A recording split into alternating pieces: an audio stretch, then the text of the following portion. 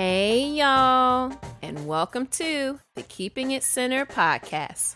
I'm your host, Jaquetta Gilbert. This is a space for women who want help keeping God at the center of their marriage, their role as a mom, and while using their gifts to make a difference in the lives of others. This is for real women with real issues serving a real God who holds us in the palm of his hand. So if you're ready to take off the facade, woman up to your imperfections, and invite our Father in every part of your beautiful mess, girlfriend, you're in the right place.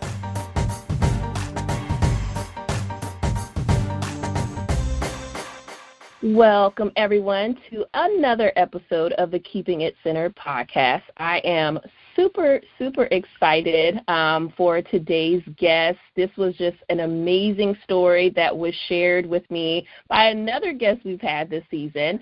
And I don't want to get ahead of myself, and so let me go ahead and say hello, Miss Monique Scripp. How are you doing this morning? Hello, I'm doing very well. Thank you so much for having me on. Yeah. So, like I was saying, you just had this amazing story that was shared with me by another guest we had this season, and I was like, oh my gosh, I definitely need to connect with her, know a little bit more about her, and you actually said yes, you would be interested, so I appreciate you for hopping on with us this morning. Yes.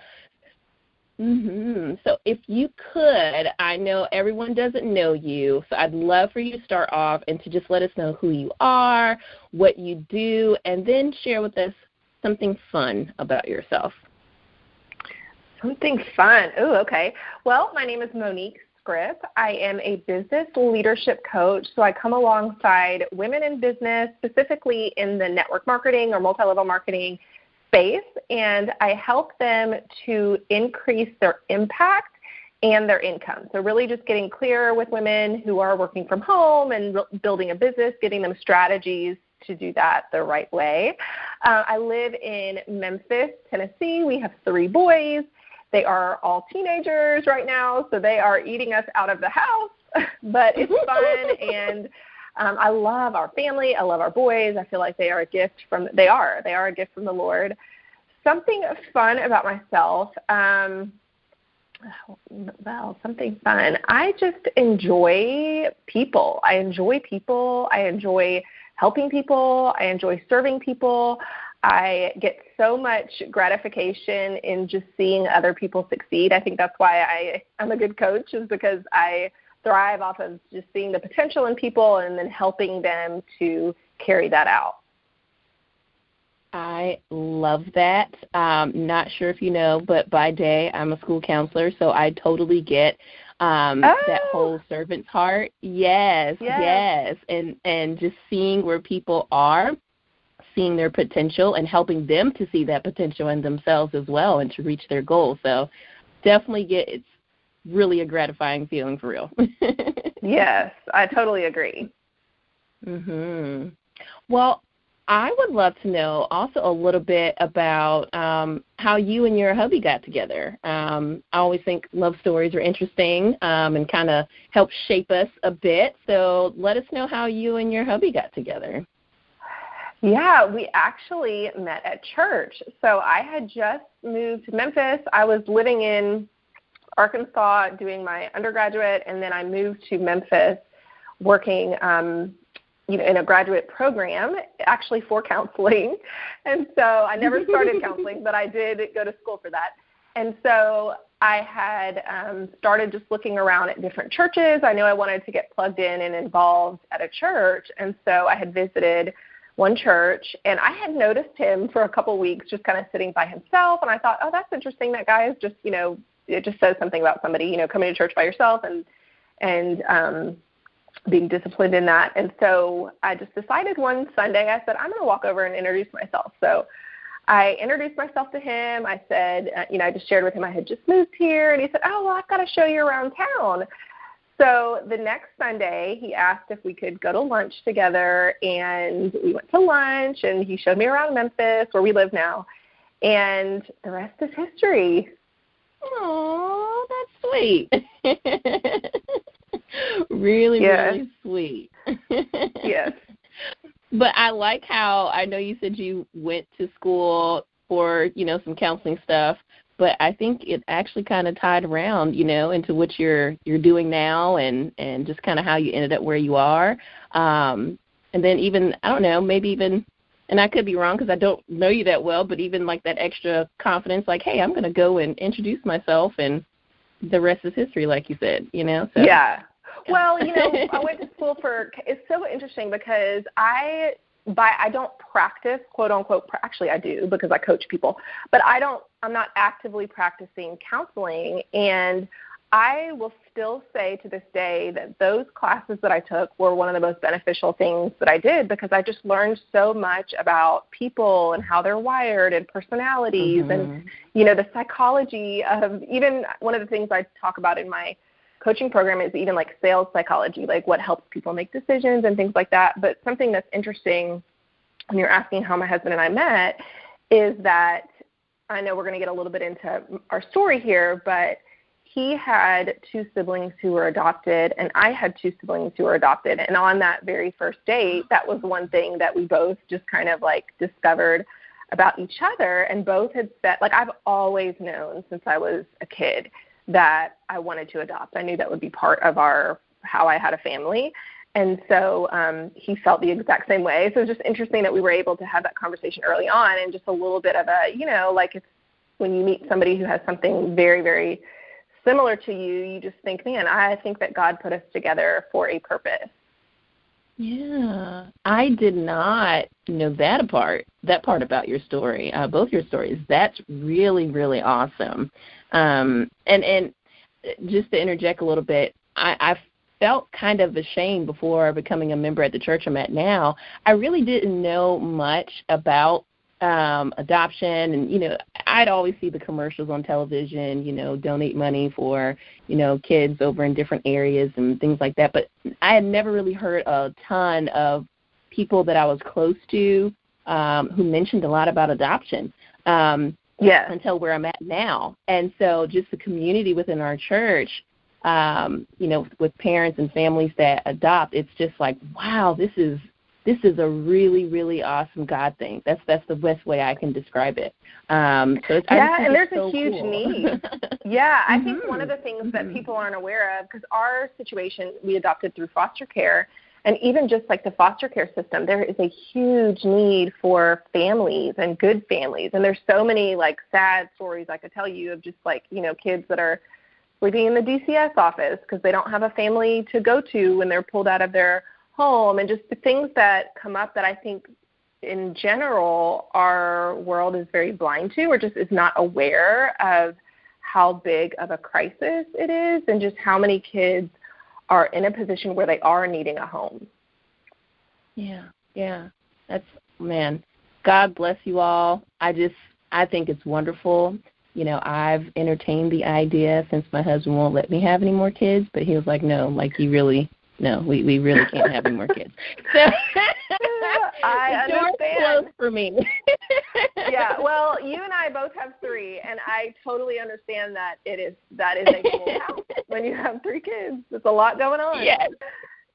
Oh yeah, for sure. And speaking of 3 kids, from what I'm hearing, you both decided to adopt 3 siblings. So like most of the stories I hear would be a family choosing to adopt 1 child.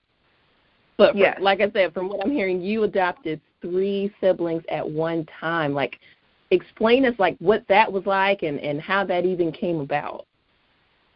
Yeah, so we went from 0 to 3. Yeah, so we had, or I had been following this group on social media, and it was a nonprofit group that would show photos of kids who were in foster care, but they needed to be adopted. Like they were, their parents' rights had already been terminated, and so they were needing a permanent home.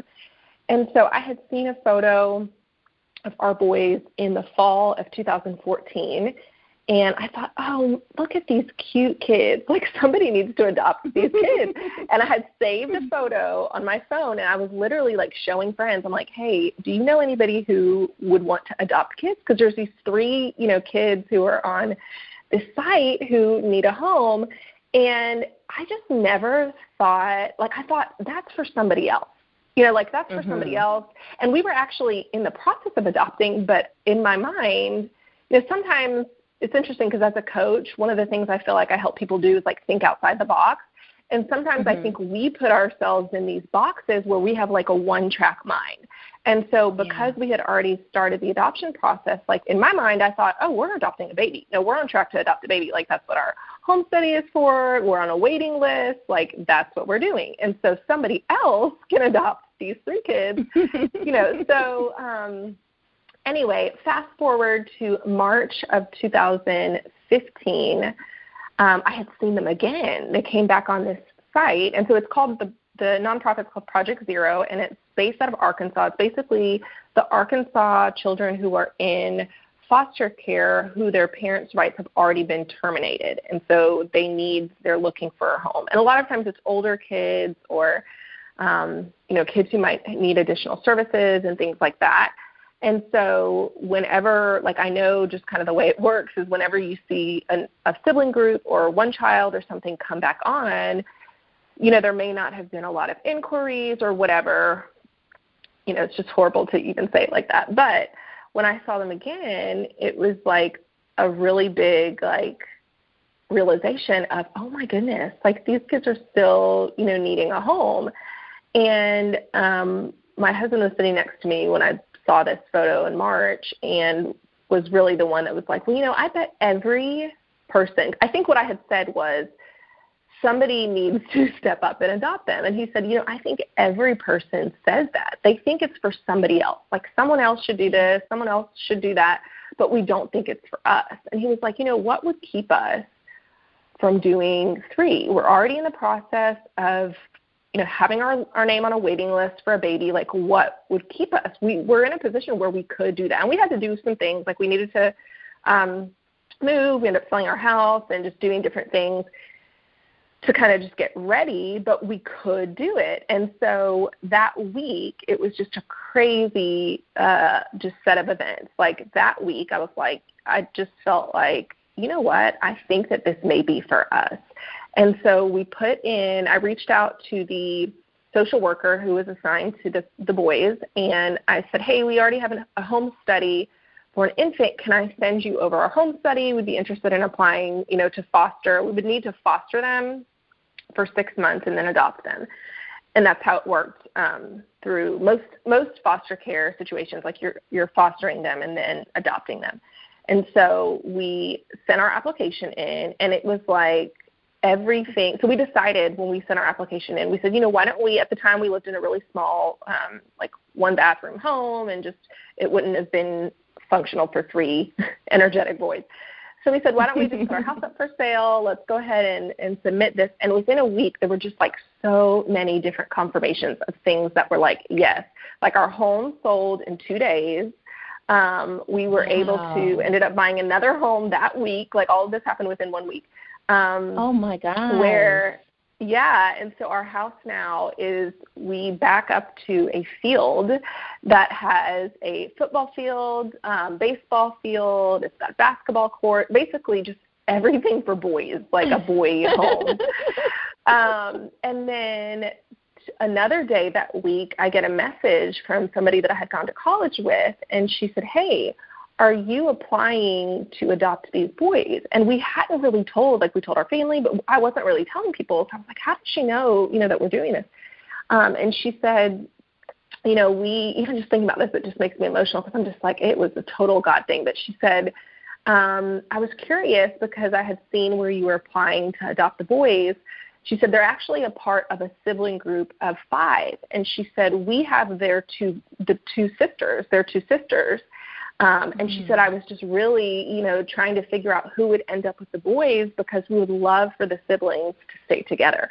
So this is a husband and wife that I had gone to school with, to college with, and had no idea that we were adopting the same, siblings. All the kids have the same mom and dad, so same sibling group.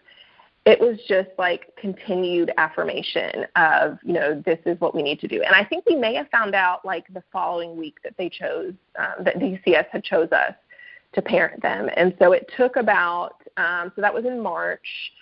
And then starting in June, we did weekend visits with the boys where we would see them on the weekends and just kind of slowly got to know them and transitioned. And then in October, they moved in permanently. And it's just, every single day, I feel like it's just a gift to be able to raise them and just such a joy. Parenting is challenging, you're a mom, but really, like, for the most part, it is truly a gift from God. Yeah. Oh, my gosh. I'm like a total crier, and so it's probably good that there's no video of this.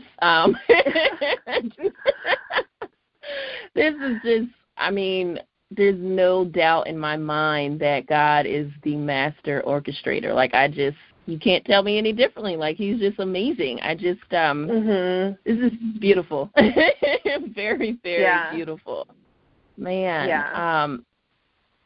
And I'm a talker too, so to be blown away with words is like another thing. Like, oh my gosh. Let me get my head together. I'm just emotional here. Truly though, Go ahead. Well, it's like sometimes when things happen and like, okay, it is only God that put all of this together. I just feel like every single day I feel so humbled of, why do I get to be the one to raise them? Like, what a joy it is. And I think, like, my kids are funny and they're fun. And, there have been times where we've walked through hard seasons and things like that, but it's just truly just a joy getting to raise them. Yeah. Man, I can attest. I've got similar stories in my family's life as well where, things just lined up, even with us getting our home last fall, where it just seemed like, okay, this really is a God thing. Like, literally everything kind of fell in place, and that's kind of what it sounds like with you all as well. Everything just really fell in place a lot better than you could have ever imagined. Tell me this. I know you said that you all were initially going towards adopting a baby and raising a baby first. You're the first person I've talked to on here where you immediately went to someone who wasn't like a baby. What was that shift like for you all? Because normally when they're a baby, you kind of have a little time before different seasons of a kid's life. So what was it like for you to just immediately jump into these, they're different seasons, than when they're babies. Yeah. What was that like? Yeah. Okay, so that was a challenge. Going from, like, having your own schedule and your own time and your own routine and things like that, where it's all about you and you just do what you want, when you're single or even when you're married, it's just the two of you. And I think going from 0 to 3, at the time I was working a corporate job. So I worked in the insurance industry for 9 years, and I was working full-time. And so we had someone who helped us out in the afternoons, but even still, just going from one thing to the next thing, to homework, to cooking and sports and, running kids here and there. And then when you have 3, I'm sure you understand this, you have birthday parties every weekend. And which is when we hop off the podcast here, that's my next place that I'm headed. But anyway, it's just like your days are so full, and you go from one thing to the next, and it's just like there's always something. And I think I kind of just did it on autopilot for about 6 months, and finally just hit this wall right about the 6-month point where I was like, okay, I'm getting up at 4 a.m. I'm, running myself ragged all day. Like, I need to stop and take care of myself so that I can better pour into them. And so that's actually the point where I transitioned to coaching and to having a business. So I left my corporate job. I was able to create a business that has been sustainable and allowed me to be able to stay home. And really, it's been such a blessing because I have really strong boundaries that I set around my time so that I can put my kids first. Like, it's very important to me to pick them up from school every day. It's really important to me to be there for every, game or, whatever it is, like play or, like things that they have going on that I think I missed some of those things. And so I've been able to make that change. And that's one of the reasons going into my profession, like that's one of the reasons why I'm really passionate about helping women create a business from home, because I think a lot of people are in that same spot where they're like, okay, I work full time. I don't have, one of the things I used to say all the time was there are not enough hours in the day. Like, I just cannot get everything done in the time that I have. And so I know that so many people can relate to that. And so that's one of the reasons I help women start and sustain businesses from home, because I felt very, very convicted, and I still feel very convicted that God has given me the role of being the keeper of my home. And so that doesn't mean that I cannot work, but I think it means if I allow my work to get in the way of my priority, I don't feel like that's honoring God. And I think that's kind of the place that I was in, is I felt like I can't keep up with my home. I can't keep up with the demand. I can't, I felt like I had all these balls in the air that I was juggling and constantly dropping something.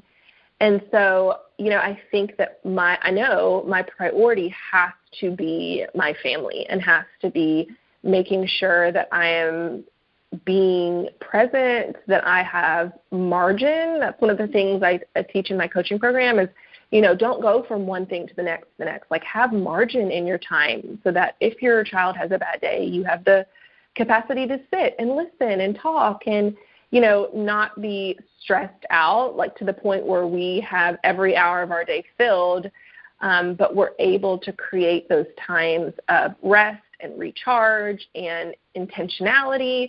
And sometimes, it doesn't always feel as rewarding as maybe when you go into jobs and people are always saying thank you and giving you accolades and praise and all the things. Like, you don't get that as a mom. You don't get the thank you and I appreciate you and, thank you for cooking me dinner again and thank you for taking me here and there and, all the things that just doesn't come. But if you shift your perspective from looking for that value from your family and instead looking to the Lord to give you that value, like a lot of times that's what I have to do if I'm like folding another little laundry or doing something else or repeating the same, speech for the 100th time. I'm like, okay, I'm not doing this to please my family. I'm doing this because this is what God's called me to do, and finding the joy even in the mundane and the things, because so much of motherhood is mundane. Like, you're doing the same things over and over and over again, and it can be easy to feel like, does this really matter? But it does matter. Yeah. Oh gosh, you're just filling my heart so much right now. You have no idea at all. At all. I think a lot, like you said, a lot of us women, even those like myself where, we may enjoy what we do in our profession, because I know a lot of entrepreneurs, they became one because they hated their job. And that's not my story. I love what I do. But I definitely agree that there are, especially pre-COVID, I just felt as if my head was going to fall off at any moment. There was just always so much going on. And like you said, especially with 3, like it's, oh my gosh, it was just so it's everything much. times 3, Yes. And at times it felt like, okay, God, I love this. I appreciate these things that I'm able to do with my family, but sometimes I just need to be like, just be me. Just have a moment for mom and remember that I am someone outside of a mom, not just attaching your identity and your worth to your ability to be a quote-unquote good mom, Right. So, yeah, definitely can understand all that. Yes.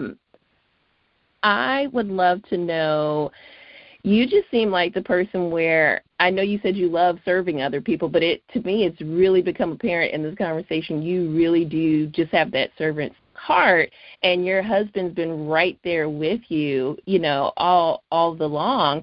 You guys sold your home, you changed your career, like you just did so much to make life different for these three wonderful young men. And does that come natural to you? What advice can you give to the mom out there who just feels as if she just doesn't have an ounce of anything left to give, and she wants to be this servant. She wants to serve with joy and honor God.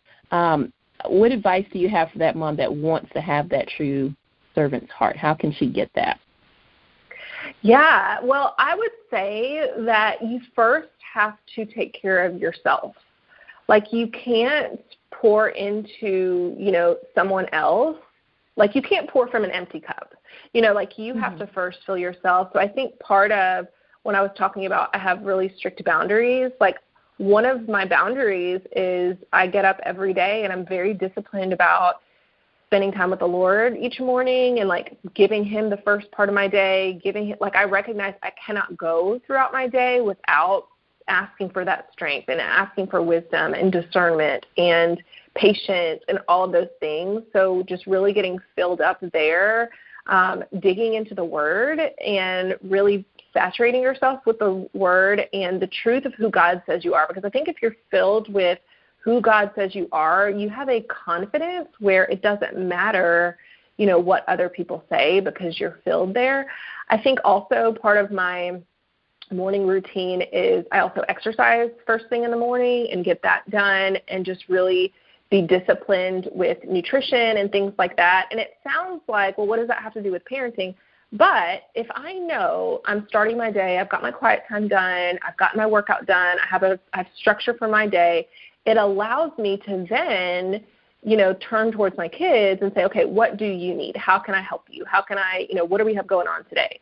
So I would say a lot of times people think it's selfish to take care of themselves, but if you're not taking care of yourself, I would say that would be the first thing, is to take care of yourself, because you're going to be a better mom. The times where I skip my workout or I skip my quiet time or something, I feel like I go throughout the rest of my day impatient or snapping, or it's just something's missing. So that's what my recommendation would be, is to take time to take care of yourself, become the best version of yourself, become the healthiest version of yourself, all of that, so that you can spend the rest of your time pouring into your family. I love it, love it, love it, love it. There's some people who grow up in homes where they just saw their moms, their grandmas, their aunties just doing things, like they're just doers and not necessarily resting or taking time to do things that were fun. Like, those women were just, the strong women, the backbone of the families. Not saying the dads didn't do anything, but, what do you say to that woman that grew up in that kind of household where they just saw that and that's all they know? And they just, it's something in the mind that just makes them feel wrong, like you were saying, to take time out. How can that woman make that mental shift to know that it's okay? It really is okay, and it's necessary. Yeah. Well, maybe just by starting little by little. Like, what's one thing you could do? Can you get up and, exercise for 15 minutes? Can you get up and read your Bible for 5 minutes? Like, it doesn't have to be very, very time-consuming. It can be something that you can just do for a few minutes every day. And then as you continue, you can always make that longer or do it in different ways.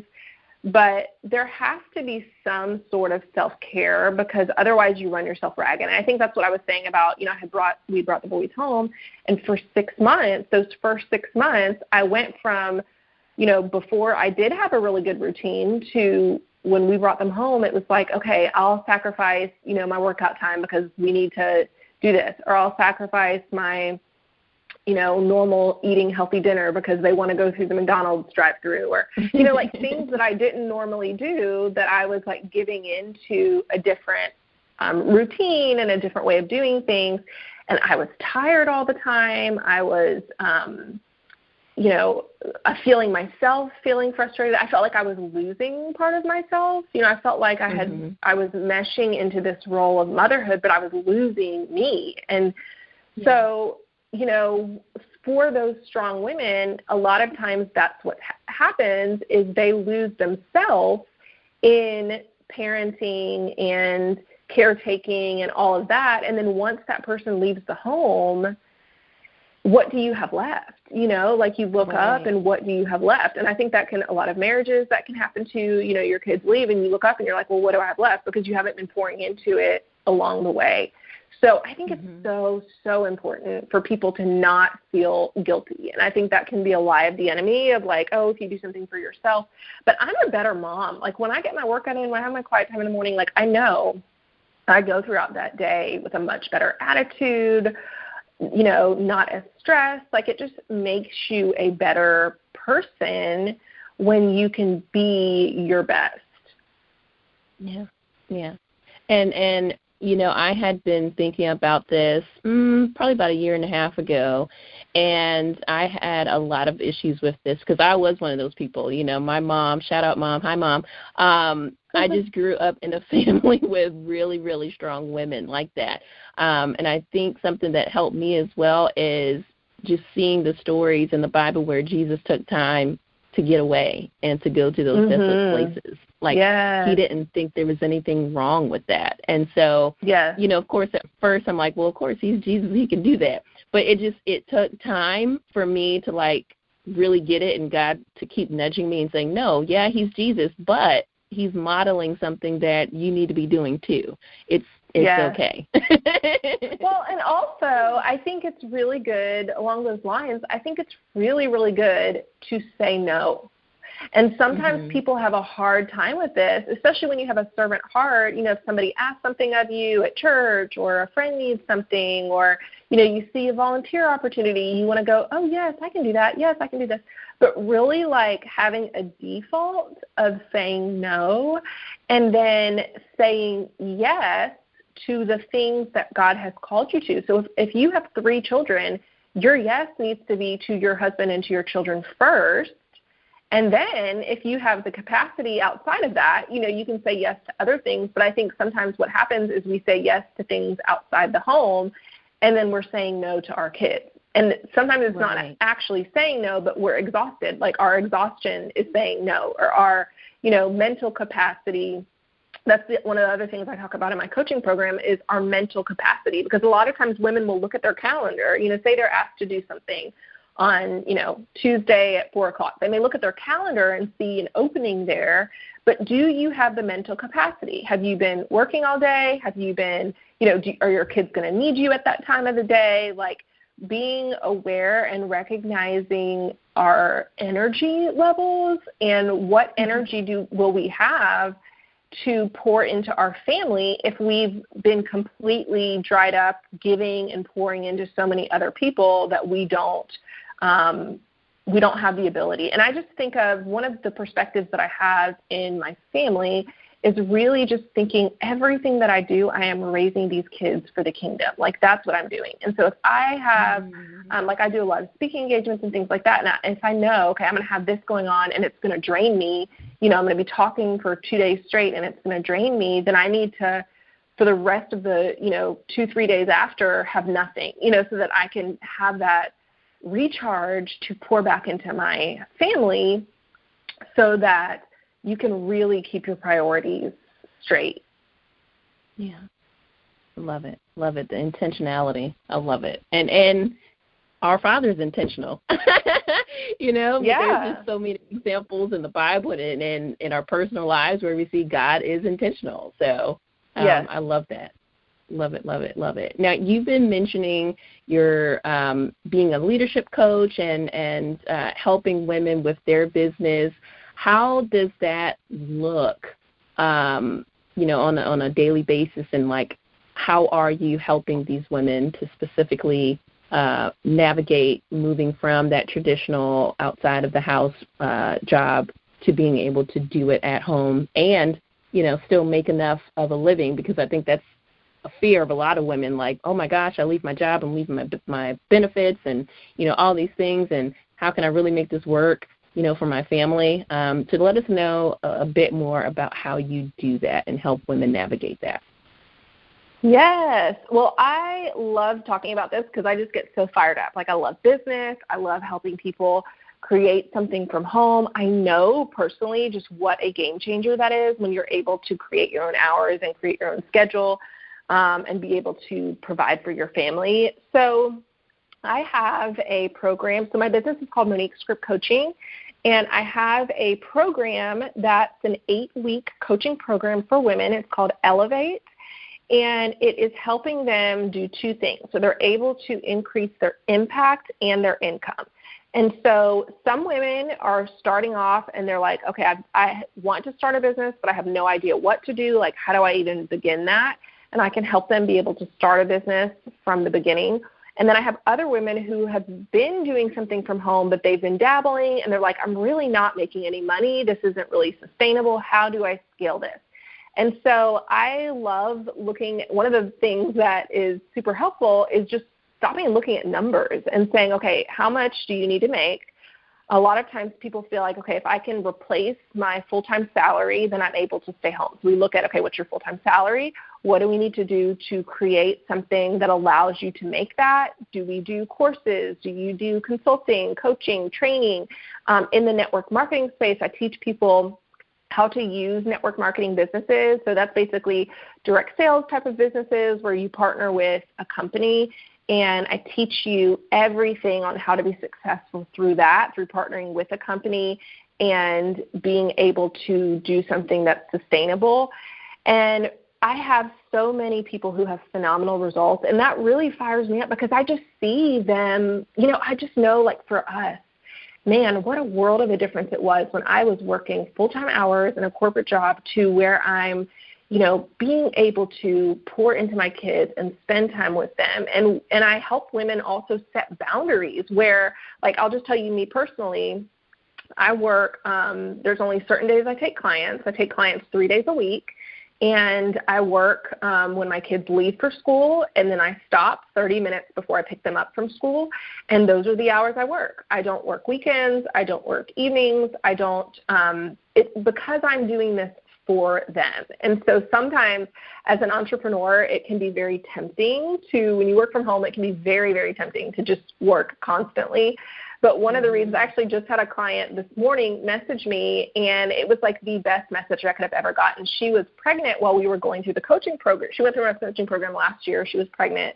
She had just gotten pregnant, and she shared that with me. And so she had her baby last week, and she sent me a message this morning, and she said, Monique, I cannot thank you for what you taught me, because normally I would be in hustle mode, but she said, I have been able to pour into my baby and slow down because of the boundaries that we talk about in our coaching program. Is, I help women to make an impact. So looking at what's the difference you're making, what's the legacy you're leaving, what's the platform that you have, like how are you impacting lives, but also to make an income. And I think for a lot of Christian women, that's something that sometimes it can get a little, I don't know, do I really want to, like, how do I feel about making money? Because I talk to women about, like, you can make a great income from home, and to not put that limit on yourself. Like, let's look at this and let's dream big. Like, what is it that God can do through you, and how can you really do something that can make a difference in the lives of other people? So I am very passionate about what I do. And so even for any of your listeners, if there's someone that's like, Monique, I'd love to know, like, how do I even do this? How do I start something? Like, maybe they have a really great job and they're like, I just don't even see how that's possible. I would love for them to reach out to me. They can go on my website. It's moniquescript.com, MoniqueScrip.com. And they can select a consultation. And I would love to just chat and find out, people's stories and how I can come alongside and help them in that way. Awesome. I love that. A lot of mental barriers for sure. that sometimes people are going through that stops them from even believing, like, what can I really do? To make that impact. And I love the layer you added with being a Christian, because it's kind of like, you see, and we won't get into a tangent, but you just can see so many people saying, well, if you're doing it for God, you shouldn't be worried about income and blah, blah, blah, blah, blah. And, it's just a whole thing. But I love that you're able to work with women in that capacity. Real quick, how would you say your relationship has changed with God through this journey of becoming a mom from 0 to 3 and cultivating this business that you have here, pouring into other women so that they can pour into their families as well? Oh, man. Well, I would say probably the biggest thing is I feel like I have more compassion for struggles. I think that, one of the things, I'm sure you can relate to this with being a parent, is you're constantly correcting and redirecting behavior and reminding and teaching and coaching and mentoring and all of the things. And so sometimes when you have a child who's like not obeying or just deliberately disobeys what you say, or just, you have to repeat, you're like, I've preached this to you like 50 times. Why are we still talking about this?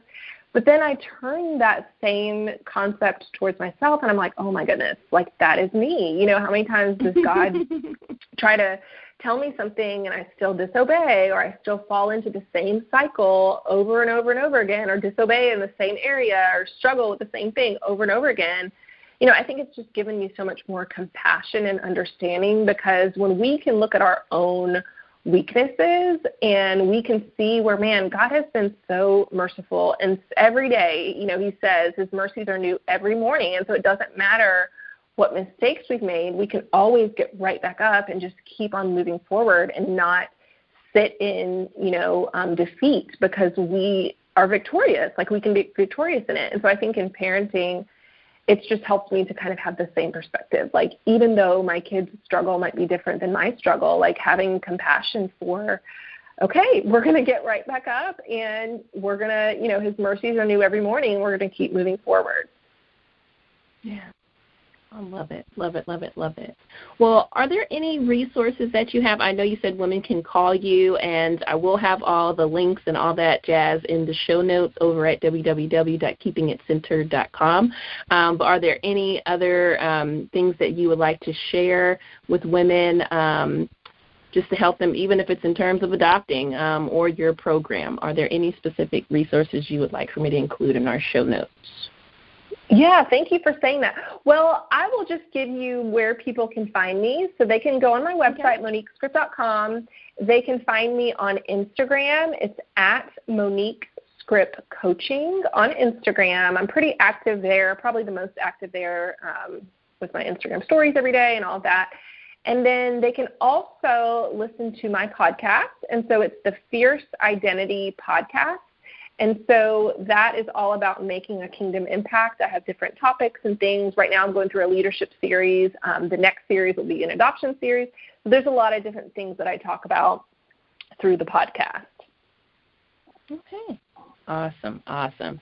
And the very last question that I ask every single guest, and you've alluded to this a little bit, but how do you keep God at the center of your life? I know you've got tons of boundaries in place, it sounded like. But just let us know how you keep God at the center of your life, because maybe it can help somebody else get a little better in that area. Yeah, I would say wake up early.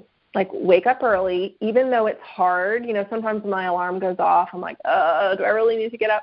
But it's always worth it. Like, get up early, even if it's just 5 minutes before or 10 minutes before your family wakes up. Something where you have just a little bit of alone time that you can get in his word and have that relationship with him. I think another way to keep ourselves centered is to journal and to write out when we've seen prayers answered. That's been one of the things that has affirmed my faith the most, because I can see things where I have prayed specifically for things, and then when he answers them, I know it's directly because of him answering those prayers.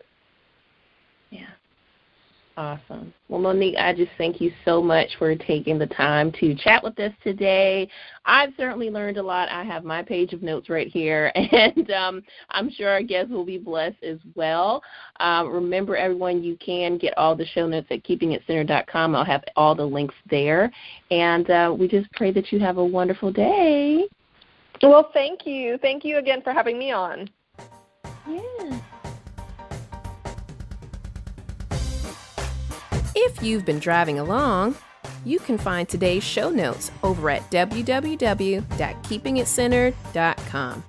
While you're there, don't forget to sign up for the Centered Notes, our bi-weekly devotional newsletter, and follow us over at Instagram at Keeping It Centered.